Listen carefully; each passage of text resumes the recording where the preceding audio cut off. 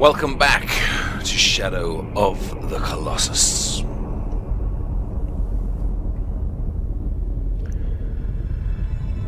And as the 11th Colossus idol is destroyed, that familiar organ rings out. That organ that you often only hear in church buildings, reminding you again that this is a temple of worship for the deity known as Dorman. But this is not a deity of creation or a deity of miracles. This is a deity with power over death. And Dorman speaks again.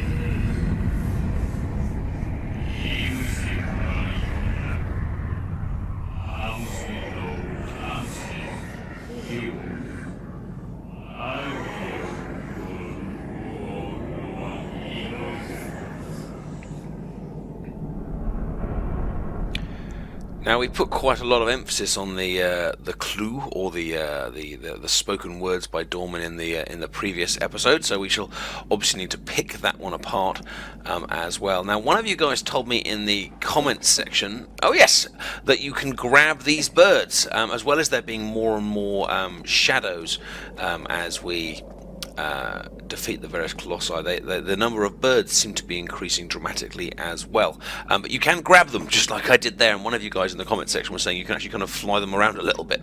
It doesn't go very far, but you can actually kind of fly them around outside in the grassy area. Obviously I haven't done that, but it is indeed correct that you can grab them and travel a little bit by bird, but let's not do that too much, as I think Aggro may get a touch jealous that we are not using him to his his full abilities, as I carefully ride up the wrong pathway. Now, the clue there talked about a lake, so I guess we could deduce that that's the kind of environment that we will be heading to. It talked about paradise floating. Don't know what that is. Well, no, and actually, unlike most of the colossi so far, it looks like we're heading towards the left. I think the vast majority of creatures I've fought so far have either been directly in front or behind me to the right. So it looks like we're going to be heading towards some new areas. It talked about, in that clue, a moving bridge to reach higher ground. That could mean anything, but it certainly implies that there will be something that will be moving that will carry either us or Aggro or the colossi somewhere, so we'll need to look out for whatever the meaning of that may be. But what I'd really like to talk about in this particular journey to a colossi is the environment that we've been in, that we are travelling through. I've talked a lot about the kind of the plot lines and the colossus themselves and the relationship between Dorman and Aggro and Wander, of course, but perhaps the unsung hero, the one that is always around us but perhaps is not given enough credit, is this environment itself. And I don't just necessarily mean the mystery of who put it together and why it's there, but actually just the way it is put together.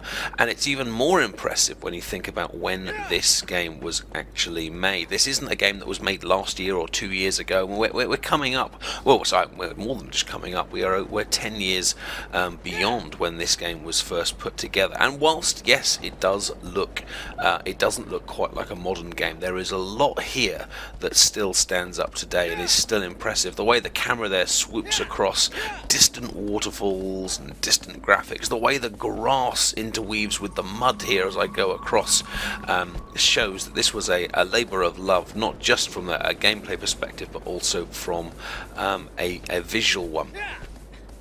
I have said in a previous video that although this is HD, I think the textures could have done with a bit of a revamp, but that doesn't take away from the fact that the actual way all of these different objects are put together, especially with the lighting, is quite outstanding. And you often kind of feel as you're kind of riding around, if you look towards the top of the screen there, it feels blown out. It's like one of those camera shots where there's just been too much sun and like the lights reflected off the top of people's heads, or you've just kind of overexposed everything. But of course here that is completely by choice, and it looks like we're heading over here into a wood. Looks like there's a path over there to the right. I don't know, it looks like I'm trying to heading kind of between the two, but I don't know if I can kind of go into the wood and then out onto there. We'll have a look. But the other thing about this, about the world here, is this huge variety of environments, and yet it never kind of seems disjointed. If you think about where we've been so far, we've been into deep dark forest, just like we're doing now, with some lovely light streaming there. I remember when I used to make levels on Little Big Planet. You can check that out on my old channel. We used to kind of make quite a lot of forests and caves and stuff, and one of the things you always used to do to kind of make that environment feel alive is have a gap in the trees or something and put a big spotlight to have the light kind of stream through the top of the forest, and it creates such lovely effects, just like they've done there. But in the game we've gone through forests, light forests, dark forests, we've gone through deserts, we've gone through mountains and cliff sides, we've gone through huge green fields, we've gone past all sorts of kind of pseudo man-made structures, and yes, it does look like this was the right route. I wonder if we'll go through that wood further for another Colossus. But the amazing thing is it doesn't feel disjointed. It doesn't feel like I've just suddenly been transported to another different world. It all just seems to link together really well to feel like one complete forbidden land that just happens to have a great variety of environments, especially as you go from water to river to lake to stream, and so on. And again, that overexposure there coming forward to just give this such a unique style. Again, it adds always to that kind of feeling of being slightly unsettled, slightly magical. This isn't quite right. That green is kind of a sickly green, along with those yellows as well. We'll just save our game here. Another impressive thing, of course, is how little seems to be repeated. And I'm sure individual textures are repeated in the game, but even the save game points there aren't identical to one another. The one there is completely different to those ones you find just sitting in the middle of the grass. The pillar here looks very different to the other pillars we've come across so far. They've always got that kind of slightly blocky edge. You can tell it's from the same land, you can tell it's from the same game, but they haven't just done that thing where they kind of go, here's a pillar and let's just copy it multiple times over and over. They've really put so much variety into this, which of course makes the world feel, for the player, more real. And when I used to kind of I needed to play lots of kind of Fallout and other games like that, what you want in a game like this is something which immerses you as the player, and lets you forget just for a moment that you're in a game, and lets you believe that you are in some way there. You are the character that is actually taking part in this particular mission or situation. And every time you see two identical pillars or something that's just blatantly copied, it snaps you back out, doesn't it? It reminds you, I'm just playing a game and this is put together by a designer. Whereas what they've done and managed to do in Shadow of the Colossus is create a game that somehow feels real, and that environment which is real contributes so well to that feeling. Now this does look like an arena, albeit a watery one.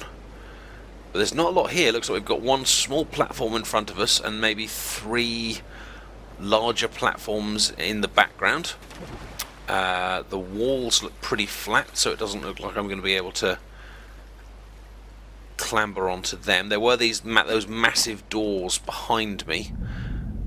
Oh, but it does look like I was right that this is the arena.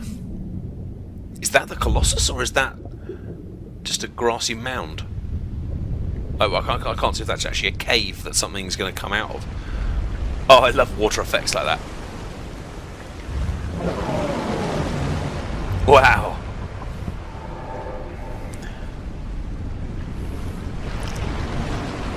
Well, I guess that answers the question about whether that was the Colossus or not. What kind of creature is that? Look at all that water being churned up and thrown around. There's something quite emotive about water being thrown around, whether it's like the Jaws movies or... Ow! Okay, so it's one of those ones that lobs things at me, brilliant. Whether it's like, the Jaws movies or submarine epics, there's something about huge amounts of water being like flung around that just feels so powerful and kind of mysterious. And ow! Okay, it looks like his his lasers are better than my bow and arrow. I can't see anything obvious to shoot at here either. Whoa, whoa! Okay, well it's moved. Can I grab that? Yes, I can. Okay, do we climb a leg, but the rest of it looks a bit kind of far. I'm really not sure what kind of creature this thing is. It's kind of got like tusks like some sort of... Ow! Oh dear, my health is getting really low. Tusks like some sort of mammoth, legs like some sort of goat, and a body... I don't know what the body is like. I wonder if I can shoot just the end of that. Doesn't seem to do anything.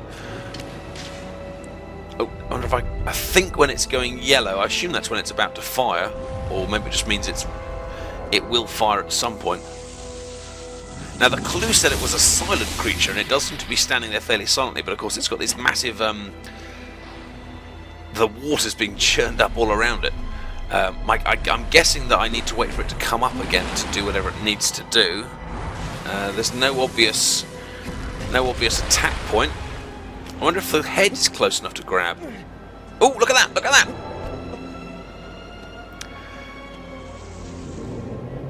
Oh, look. I don't know if I'm going to be able to jump up to the next section, although I don't see why you'd be able to grab this if you couldn't. Whoa! I don't know if I'm missing them, but this seems to be one of the few Colossi so far that doesn't actually have any eyes. There's kind of gaps around where the eyes could be, but maybe it lives underwater. It uses like a... Maybe the idea is it uses a different set of senses. Now, where is the sigil? It's not on the head, which is where I would usually expect them to be. Although some of them have had sigils a lot further down on the back. The camera doesn't seem to be shifting for me to... The camera seems to be angled to a way to make me climb up rather than climb down. I wonder if I came up the wrong side of the Colossus. Like, it looks like there, if I was able to get behind it, I'd actually just be able to run up the back of this thing. Unless maybe the game designers put more than one way of getting up it. But, I'm not sure. I guess I'm going to head back up and have another look at the back and the head. But I've got the sword out, so if there was a sigil here, it would now be glowing. I love the way I'm getting thrown around from left to right on this thing. At least I'm not going flying off like I am on some of the... Oh, why would I say that? Why would I say that? Well, there's some rocks on the head, and they're kind of glowing, so that's the closest thing I've got to a sigil, so let's... I don't know if I can stab them, or just whack them, or... Something I can't even stand up to do anything. Oh, there we go. Okay, I've hit one. Well, it glowed slightly, so that does imply that it's kind of there to be hit. It's making kind of a weird dong noise. Well, there's various different sets. Oh, look at that! The head of the creature seems to turn the way that I whack, as if it's kind of like responding to the sound in some way. Maybe the whole no eyes thing is actually deliberate. Like maybe this is... Maybe it steers by sound or hears me by sound or something. But then I wonder if that means that we can steer it. Oh, of course, the clue did say a moving bridge, didn't it, to higher ground. So maybe the creature is in effect a bridge to somewhere else. I don't know if I have to lead the creature there or I have to lead myself there, but maybe I can steer him towards these other kind of platforms, and that will... unveil a way to kill it. It's a strange combination of aggressive and unaggressive, this one. Like, although it's shot at me, it hasn't... Thou cannot aim as its vitals as thou art now. I don't like that. I don't like that phrase, vitals. It sounds a bit more like I don't like aiming for its bits.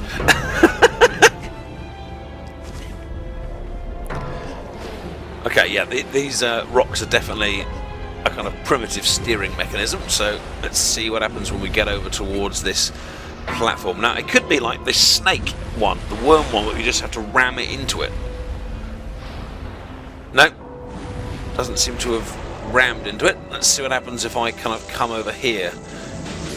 It tries to kill me. Brilliant. Okay, what if I can then jump? Whoa, what's it doing? What's it doing? It's sinking. Whoa! That's crazy. Okay, well, it's moved, so where do I... There it is. Actually, what is this I'm grabbing onto? In fact, this might actually be its vitals that I've just jumped onto. Oh well, either way, we've found the bit that we need to stab.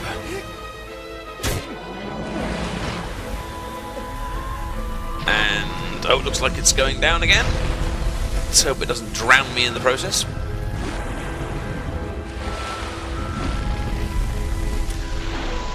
And there goes the platform. So assuming that it's a case of just repeating what we've just done, I'm going to have to take it over to one of the other platforms in the game.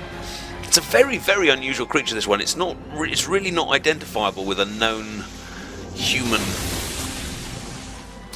concept. But that's okay. I mean, this is not supposed to be set in kind of reality, is it? I mean, in some ways, it's almost like it is like an island, a walking island with a huge amount of grass on the back. This is certainly one of the more organically based colossi that we have seen for a while. And even the way it just kind of stands there and looks at you, it doesn't move like a creature, kind of aggressively or. Remembering that kind of boar that was sprinting all around all over the place, the previous one, this does seem to be a kind of lovely counter to that. I assume I need to kind of tempt it to come towards me again. Well, it seems to be keeping its distance.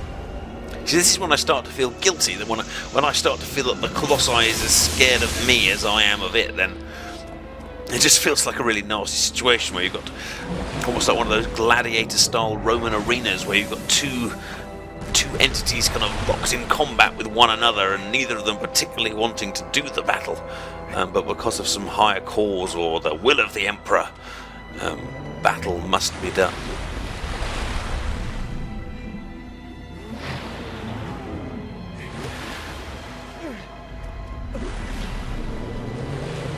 It really doesn't like me being on its face. Almost feels like it's wearing a helmet, or as if the real creature is kind of locked underneath. But I suppose what the creature really is those shadows that come flying out afterwards, and actually it's just like the shadows have in some way brought to life this landmass. And I almost fell off again.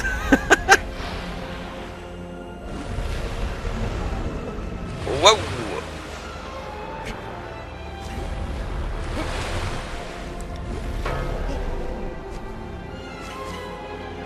This creature's been very. I'm assuming that this is going to take it towards its demise. I think this has been a really nice change from some of the previous ones. This one's been kind of more of a puzzle than a battle.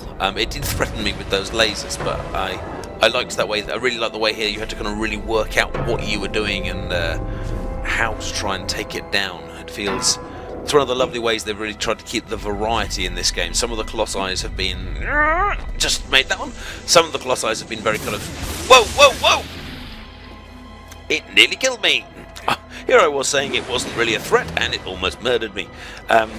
Some of the Colossi have been very speedy, very spectacular. Some of them have been quite dramatic and scary. Some of them have been hard, and some of them, like this, have been kind of a puzzle to work out. And it's just a really, really nice way that they've clearly spent time making sure that the experience through this game is varied in terms of environment, like we saw earlier in the game, and also varied in terms of the battles that we will have. But whatever that was, it is no more. As Colossus number 12 sinks to the bottom of the lake from which it originally came. Which means, for Wanda, there are only 4 more Colossi between him and being reunited with Mono. Of course, we can hear now her spirit slowly re-entering the world. Please join me for part 13. If you have enjoyed this episode, then please give the video a like and don't forget to subscribe to the channel. But at the beginning of part 13, we will discover that Wanda is not alone. Take care, and I'll see you soon. Bye-bye.